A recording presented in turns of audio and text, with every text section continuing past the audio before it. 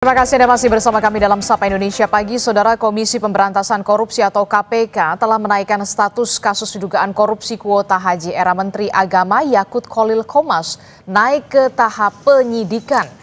Kasus dugaan korupsi kuota haji di Kementerian Agama tahun 2023 hingga 2024 ini naik ke tahap penyidikan. Tidak lama setelah KPK memeriksa mantan Menteri Agama Yakut Kholil Qomas.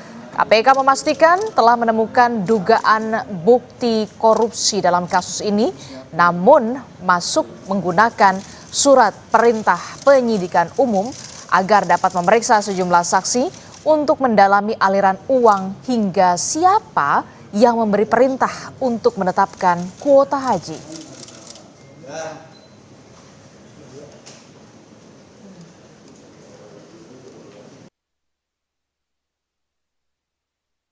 Dengan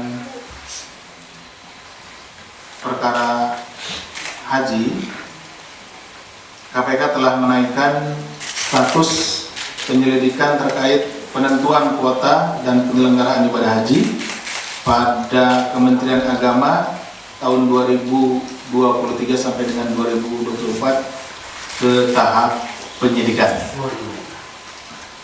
KPK telah menemukan peristiwa yang diduga sebagai tindak pidana korupsi terkait dengan penentuan kuota dan penyelenggaraan ibadah haji pada Kementerian Agama tahun 2023-2024.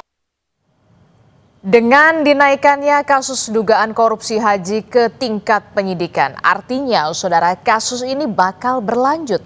Lalu siapa yang bakal jadi tersangka? Pagi ini kita akan bahas dengan sejumlah narasumber. Sudah ada Wakil Ketua KPK periode 2015 hingga 2019. Sudah ada Bung Saud Situmorang melalui sambungan daring. Selamat pagi, Pak Saud Situmorang. Selamat pagi, Pak Saud. Ya. Ya, Pak Saud, ini kan kalau kita lihat ya, kasus dugaan korupsi kuota haji ini sudah naik ke tahap penyidikan begitu ya, setelah tidak lama setelah penyidik KPK memeriksa dari mantan Menteri Agama Yakut Kholil Qomas. Nah, bagaimana komentar Anda terlebih dahulu soal naiknya dari penyelidikan ke penyidikan terkait dengan kasus dugaan korupsi kuota haji ini, Pak Saud? Iya, kalau kita lihat memang ya sejak dari periode pertama adanya KPK, itu kan persoalan ini kan selalu jadi masalah. Ambil saja tahun-tahun 2010 sampai 2014 itu kan ada periodisasi ya, KPK itu menerima laporan-laporan dari BPK. Ya, terus kemudian kalau kita lihat bagaimana itu dari tahun 2000, kalau kita kembali ke tahun 2000, katakanlah 2005 itu laporan-laporan BPK itu sudah menunjukkan bahwa KPK harus melakukan sesuatu. Sehingga kemudian dari tahun 2009 sampai 2010 itu ditemukanlah ada yang disebut waktu itu 48 titik kerawanan. Semuanya itu mengikuti kelembagaan, regulasi, tata laksana, soal SDM dan seterusnya. Itu tahun 2009-2010 sampai terus pada saat saya di sana juga 2017 itu ketemu, itu bahkan ada seorang menteri tersangka ketika itu ya. Nah, kemudian masuk ke periode setelah itu juga masih terus ada persoalan-persoalan tata kelola ini. Jadi ini persoalan lama sebenarnya dari tahun 2005 sampai tahun saat ini. Jadi banyak ya, 48 titik rawan itu kan menyangkut regulasi, kelembagaan, tata laksana, SDM. Kemudian ada rekomendasi-rekomendasi, tapi rekomendasi-rekomendasi itu masih terlihatnya belum sepenuhnya dilaksanakan. Gitu Mbak Abdisti sementara.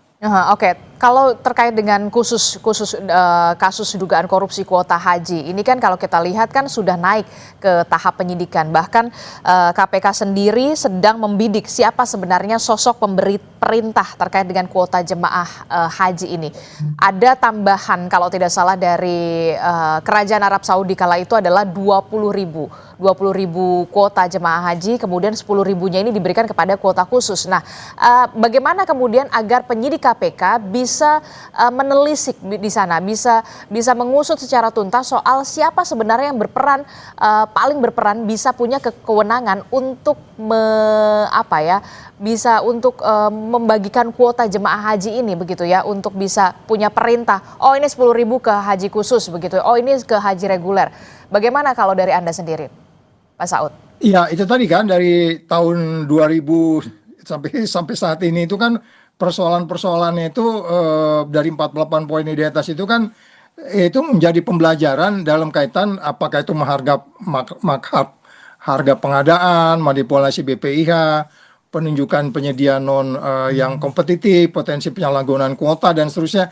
Itu kan nggak sulit itu kalau dilihat dengan kewenangan yang bersangkutan. Kalau kita bicara levelnya di kementerian itu tentu seorang yang bertanggung jawab penuh terhadap penyelenggaraan itu adalah menterinya. Jadi kalau kita lihat katakanlah penyelenggara negara berbuat atau tidak berbuat, bagi KPK itu nggak terlalu sulit untuk menentukan apakah ada penyalahgunaan wewenang, konflik of interest, suap dan seterusnya. Itu saya pikir materinya mereka cukup firm di situ sehingga kemudian dilakukan apa yang disebut mereka sebagai tahap penyidikan. Jadi kita tunggu saja siapa-siapa yang harus bertanggung jawab di case yang menurut saya sudah cukup lama ya berulang-ulang kasusnya gitu.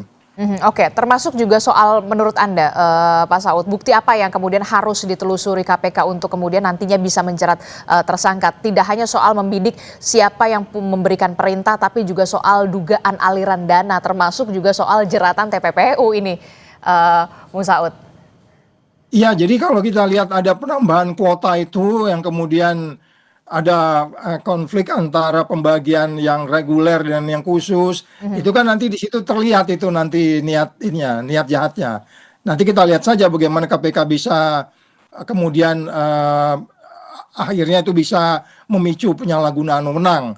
Jadi kalau kemudian tahun 2024 itu masuk ke tahap tahun 2024 ya mulainya, tahun 2024 kalau udah masuk ke tahap katakanlah penyelidikan, kemudian itu terkait dengan kuota dan seterusnya, ya saya pikir nggak menjadi sulit buat mereka untuk menentukan siapa yang harus sebenarnya menentukan siapa yang harus berperan, karena ini kan persoalannya sangat ruwet ya, dan asetnya aja begitu besar dan itu bukan lagi di level bawah, dan pengalaman menunjukkan begitu. Saya tadi di bagian depan pada tahun 2000 17 atau berapa kan seorang menteri juga terkait di situ, Mbak. Oke, Anda menyebut ini bukan lagi di level bawah, ini artinya sudah masuk ke pimpinan begitu ya?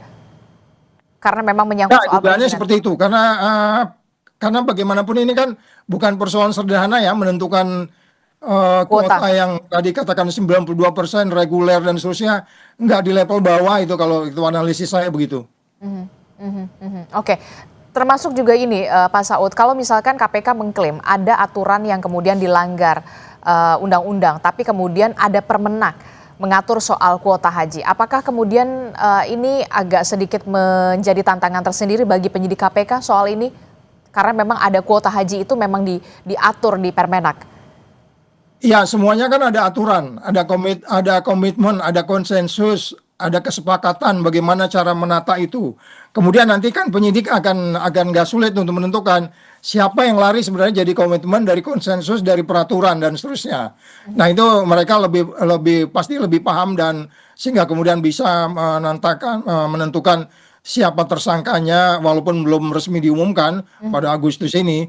Tetapi kalau kita lihat dari nama-nama yang dipanggil ya dari pihak-pihak yang yang bertanggung jawab di situ, mulai dari katakanlah menteri sampai kemudian dirjennya, kemudian pengusahanya, kemudian kepala BPKH-nya, ini kan semua udah dibagi kalau di proses penyelidikan ataupun itu mereka sudah bisa ngelihat sebenarnya siapa yang bertanggung jawab di sini dan siapa yang harus bertanggung jawab. Kalau kita bicara katakanlah nanti itu pasal 2 atau 3 atau pasal lain terkait dengan gratifikasi, nanti mereka juga bisa melihat sebenarnya yang memiliki niat jahat, jangan lupa kita harus selalu bicara mens rea dan actus reusnya, sehingga kemudian tidak sulit bagi mereka untuk menentukan. Kita tunggu saja siapa sebenarnya yang harus bertanggung jawab di case ini, Mbak. Kalau menurut Anda siapa yang paling bertanggung jawab di sini? Ya, untuk kalau pimpinan tertinggi. pengalaman-pengalaman dari sebelumnya menunjukkan bahwa memang di level yang paling tertinggi, ini bukan kasus gampang, ini Aha. kasus yang sangat-sangat apa namanya sudah lama terjadi berulang-ulang. Mhm. Dan kalau kita lihat bagaimana proses pemeriksaannya sedikit mengalami kendala ya. Mhm. Jadi ada high profile person yang memang harus bertanggung jawab dalam hal ini ya, perkiraan kita ya menterinya harus menjelaskan. Mhm. Dan kita lihat saja bisa jadi analisis ini salah. Tetapi kalau melihat bagaimana proses-proses yang saya sebut tadi mulai dari tahun 2000 sampai berturut-turut hampir setiap periodisasi kepemimpinan KPK ini menjadi perhatian. Ya, mulai dari 2000 katakanlah 2002 KPK, berikutnya menurun sampai ke bawah periode 4, kemudian periode yang sebelumnya juga kalau tidak salah salah satu pimpinan KPK sudah mau warning juga itu, bukan periode yang ini ya, periode Mhm. yang sebelumnya. Jadi itu biasanya kalau pimpinan sampai turun kan itu ada high profile person yang kemudian diajak untuk berdialog. Dan yang di periode saya juga waktu itu kalau nggak salah menterinya juga pernah diajak bicara dan datang ke KPK. Dan saya nggak tahu di periode yang ini seperti apa mereka. Mungkin mereka sudah cukup matang untuk melihat siapa yang harus tanggung jawab, Mbak. Oke, terkait dengan adanya penambahan kuota ini tidak main-main, ada 20.000 begitu ya. Kalau dari kacamata Anda, Bung Saud, potensi penyelewengannya di mana? Apakah ada dugaan? Kemudian saya masih mengatakan ini ada dugaan, kemudian di dalam tanda kutip dijual kepada agen-agen travel dengan harga tinggi, ataukah kemudian ada dugaan lagi suap kepada pejabat-pejabat yang berwenang? Kalau menurut Anda lebih berpotensi atau lebih dominan ke yang mana? Ya kan kalau kita lihat ada penambahan kuota, kemudian ada sesuai dengan peraturan atau undang-undang seperti apa. 92% itu seperti apa, kemudian 8% khusus itu seperti apa. Kemudian faktanya dibagi menjadi 50-50. Ini kan dugaannya kan jadi memicu penyalahgunaan wewenang. Nah itu nanti penyidik yang lebih, saya nggak baca case-nya, tapi analisis saya seperti itu, Mbak. Termasuk juga soal menurut Anda selain Menteri Agama, kira-kira siapa lagi kemudian penyidik KPK bisa memeriksa atau mendalami soal penambahan kuota haji ini atau dugaan korupsi kuota haji ini yang kita tahu sudah naik ke tahap penyidikan selain Menteri Agama? Ya itu tadi yang kita sebutkan yang dipanggil-panggil itu ya pasti nggak mungkin juga dipanggil kalau dia nggak harus bertanggung jawab. Tadi kan kita disebut tuh ada beberapa yang sudah dipanggil, sudah dimintai keterangan. Nah, dan kalau kemudian kita bicara korupsi, apa ada kickbacknya? Ya, nanti kan kita lihat ya, apa ada kickback, siapa yang menerima. Jadi dari kalau kita lihat pihak yang dipanggil itu udah menunjukkan ya nggak mungkin juga kalau dia dipanggil-panggil tidak dia apa namanya tidak bertanggung jawab, misalnya pengusaha travelnya, ketua asosiasi dan lain-lain itu kan sudah diminta keterangan. Dan kita tunggu aja siapa Mbak. Jadi saya belum bisa mengatakan siapa, tapi pihak yang dipanggil itu kan pihak yang diminta pertanggungjawaban untuk kemudian itu proses-proses KUHAP kan seperti itu sebelum ditentukan sebagai tersangka gitu Mbak. Oke, terakhir Pak Saud, terkait dengan dugaan korupsi kuota haji ini kan luar biasa begitu ya, soal jemaah begitu ya, jemaah haji begitu. Nah, apakah bisa dikenakan atau dijerat dengan pasal TPPU? Nah, nanti kita lihat bagaimana kan itu biasanya TPPU itu kan macam-macam ada prosesnya ya. Kenapa dia TPPU itu kan sesuai undang-undangnya, apakah itu nanti ada layering, transferring, pengobahan dan seterusnya, pergantian menggunakan nama orang lain, itu modus-modus itu penyidik pasti tahu sehingga kemudian TPPU bisa digunakan di situ. Tapi bagi saya sebenarnya lebih baik ya begini deh. Karena ini kan proses setiap tahun ya. Proses ini kan setiap tahun harus dijalankan. Orang melaksanakan ibadahnya. Yang saya selalu mengatakan, please, mulai dari rumah, dia berangkat sampai balik ke rumah lagi. Itu harus menjadi perhatian kita. Nggak hanya kemudian dari bandara ke bandara, tapi mulai dari rumah sampai dia balik ke rumah lagi. Itu udah mulai masuk ke detail-detail itu. Sehingga kemudian setiap titik tidak ada konflik of interest. Jadi saya, karena memang kebetulan waktu itu tim yang di periode saya itu ada tim yang kita kirim ya ke Arab Saudi, tim dari apa namanya pencegahan, deputi pencegahan. Memang banyak detail-detail yang kalau saya bilang tadi di atas itu tahun 2010 itu ada 48 masalah titik rawan. Kemudian itu ke bawah itu masih belum apa namanya, detail sehingga kemudian terjadi lagi. Oke, nah ini kalau jangan sampai pidananya. kemudian ini kan haji ini penyelenggaraan haji ini kan setiap tahun ya Pak Saud ya. Bagaimana bentuk pengawasan dari KPK yang memang harus selalu dilakukan termasuk dari pemerintah pusat juga kepada Kementerian Agama, jangan sampai kemudian setiap tahun masalahnya ini saja begitu. Nggak ada perubahan begitu ya. Karena kan kita tahu penyelenggaraan haji ini setiap tahun. Bagaimana bentuk pengawasannya? Ya, banyak ininya ya, mulai dari strukturnya mesti diperbaiki, kemudian cara-cara kita menyelesaikannya, kemudian orang-orang juga, ya kan, kan di situ kan ada beberapa periode sebelumnya itu kekurangan untuk orang yang perform di sini gitu, sehingga kalau kita bisa mengaturnya mulai dari strukturnya, orang-orangnya, sistemnya, kemudian SOP-nya. Sehingga nggak ada lagi cerita-cerita politisasi, kan ini sering muncul itu kasus-kasus itu dinilainya sebagai apa namanya ya, dugaannya itu ada komoditas politik dan seterusnya. Ketika itu dibuat aturan-aturannya sehingga kemudian setiap petugas yang menangani itu dia dengan firm menangani, nggak terpengaruh oleh noise dari luar atau isu-isu transaksional, konflik of interest. Dan saya pikir kita mesti ya benar-benar serius. Saya harus mengulang ini mulai dari tahun 2000-an ini Mbak. 2000-an ini 2010 menjadi kunci ya. Dan ini memang benar-benar harus. Saya pikir BPK juga harus diajak karena mereka juga mengaudit ini. BPK juga masuk ke detail-detail itu kok. Oke, nanti kita akan lihat bagaimana pengusutan ini benar-benar dilakukan secara tuntas dari penyidik KPK, tidak hanya soal membidik sosok pemberi perintah kuota jemaah haji kala itu, tapi juga Anda sudah underline dari tahun 2000. Terima kasih Wakil Ketua KPK periode 2015 hingga 2019, Bung Saud Situmorang telah bergabung bersama kami. Sehat selalu, selamat pagi. Pagi.